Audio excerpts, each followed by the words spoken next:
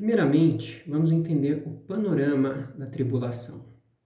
Daniel 9, de 20 a 27, mostra Daniel orando a Deus pedindo instrução do que viria para os judeus, uma vez que estavam terminando o período de exílio na Babilônia. Então, o anjo Gabriel mostra para ele o futuro de Israel.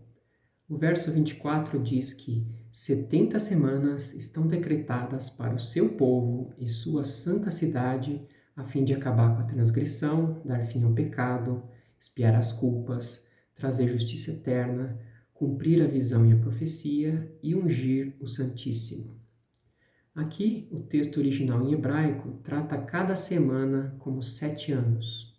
Assim, seriam 70 semanas de 7 anos, ou 490 anos. Então, o povo hebreu passaria por 490 anos de provações para sua santificação e com isso se preparar para o governo final de Jesus para sempre. Depois, no verso 25, diz: saiba e entenda que, a partir da promulgação do decreto que manda restaurar e reconstruir Jerusalém, até que o ungido, o líder, venha, haverá 7 semanas e 62 semanas. Ou seja, a partir da libertação dos hebreus do cativeiro da Babilônia até a morte do ungido, ou Jesus, haverá 69 semanas, ou no caso, 483 anos. E isso ocorreu de forma precisa em termos de datas históricas. A partir de então, iniciou a era da Igreja de Cristo na Terra e houve uma pausa na contagem desse tempo profético. A 70ª semana final começará com a retirada da Igreja da Terra e o aparecimento do Anticristo, o líder mundial que governará inicialmente promovendo paz e depois mostrará sua verdadeira cara. Os versos 26 e 27 dizem: a cidade e o lugar santo serão destruídos pelo povo do governante que virá. O fim virá como uma inundação.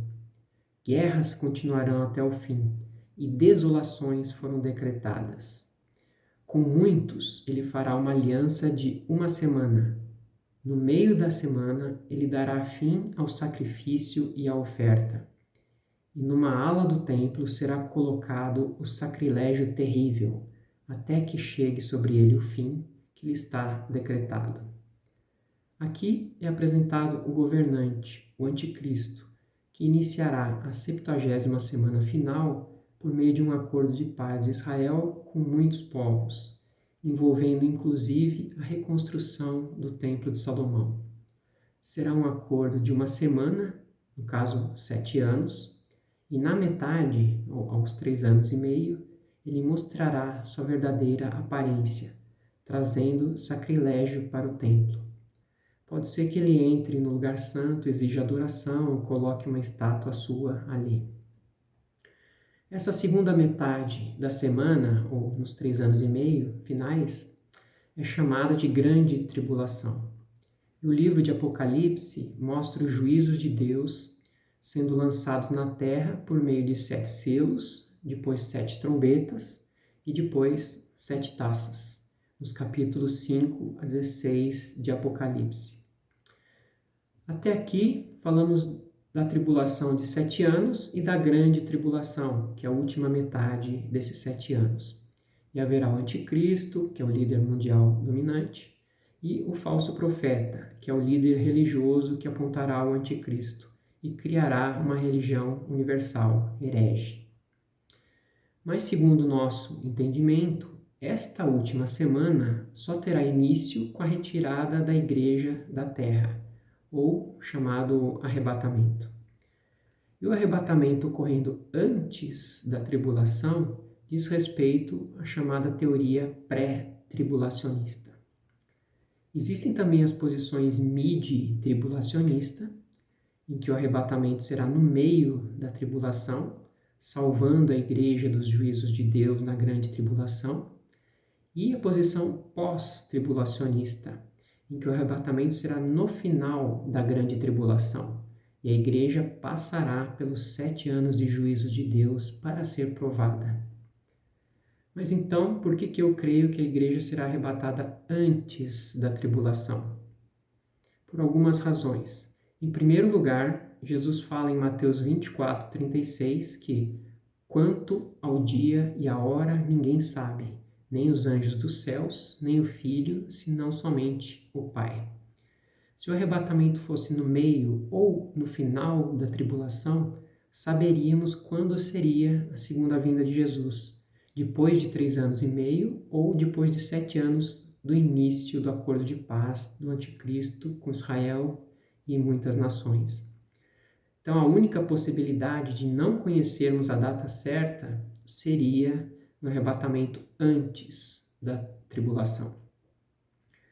Em segundo lugar, o anjo Gabriel fala em Daniel 9:24 que 70 semanas estão decretadas para o seu povo, para a sua santa cidade, a fim de acabar com as transgressões e tal. Ou seja, Gabriel está falando que esse tempo é para os judeus se santificarem, para o seu povo e para a sua cidade, Jerusalém. Não para a igreja, que já deveria estar em processo de santificação. Também, em terceiro lugar, a ira de Deus não é destinada à igreja, mas sim para aqueles que não creram nele e aos adoradores do líder que surgirá na tribulação, o anticristo. 1 Tessalonicenses 5:9 diz: porque Deus não nos destinou para a ira, mas para recebermos a salvação por meio de nosso Senhor Jesus Cristo.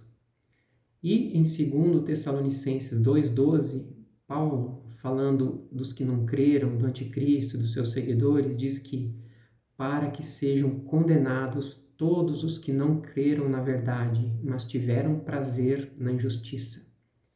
Ou seja, o juízo e a sua ira não é para a igreja.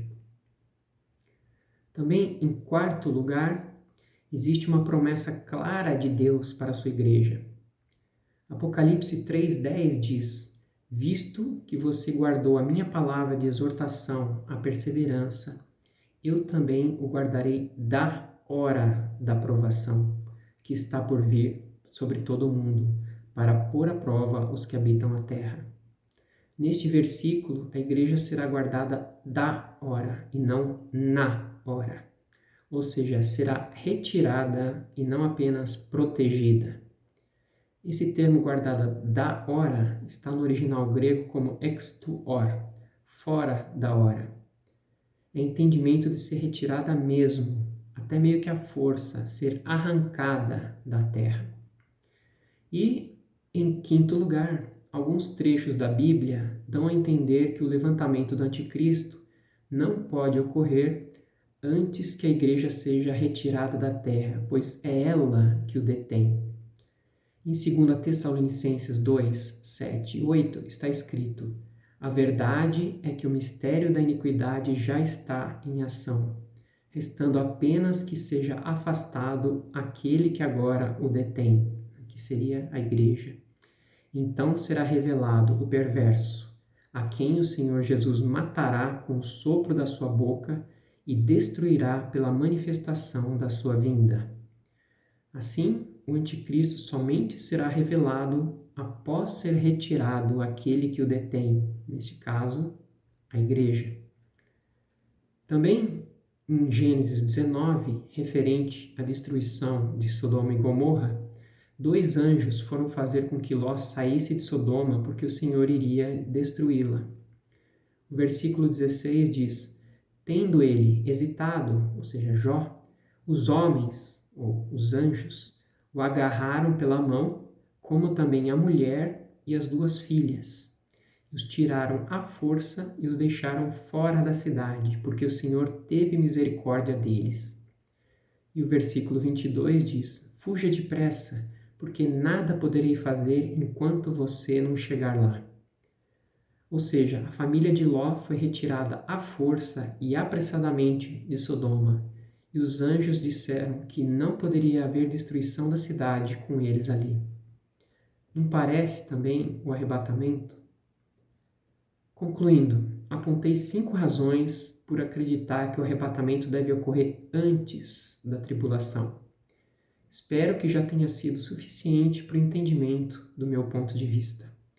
Agradeço a sua atenção até aqui e até o próximo vídeo.